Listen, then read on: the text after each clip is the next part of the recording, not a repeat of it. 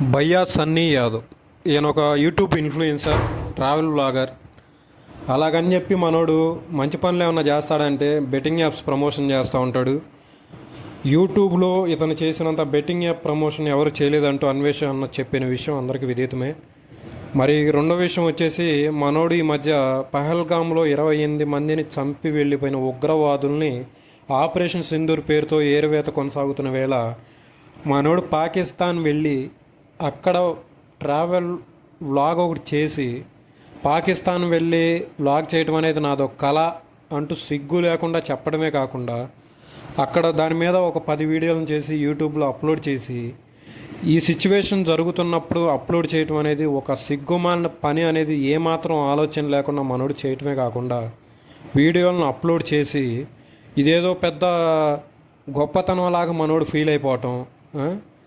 నిన్నటి వరకు betting app ప్రమోషన్లు చేస్తున్నాడు అంటూ ఆరోపణలు ఎదుర్కొని దానిలోంచి బయటపడటానికే దిక్కు లేకుండా పోలీసులకు చిక్కకుండా బయట తిరుగుతూ మళ్ళీ పాకిస్తాన్ వెళ్ళి ఏమాత్రం సిగ్గు అనిపించకుండా 10 వీడియోలను అప్లోడ్ చేసి అదొక గొప్పతనంగా భావిస్తూ ఒక ఇన్ఫ్లుయెన్సర్ అయి ఉండి అసలు మనోడు ఏం చేస్తున్నాడు, ఎలాంటి పనులు చేస్తున్నాడు, సమాజాన్ని ప్రభావితం చేయాల్సిన వ్యక్తి గాలికి వదిలేసి వాడి డబ్బు సంపాదనే వాడి లక్ష్యంగా పెట్టుకొని ఒక ఇన్ఫ్లుయెన్సర్ అంటే దేశంలో జరుగుతున్న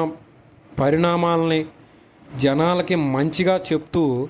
10 మందిని ప్రభావితం చేస్తూ మంచిని ముందుకు తీసుకెళ్లాల్సిన వ్యక్తి బెట్టింగ్ యాప్స్ని ప్రమోషన్ చేయటం, వాళ్ళ ప్రాణాలను కోల్పోయే విధంగా చేయటమే కాకుండా మనోడు సిగ్గు లేకుండా మళ్ళీ వాటిని వెనకేసుకొచ్చుకోవటం,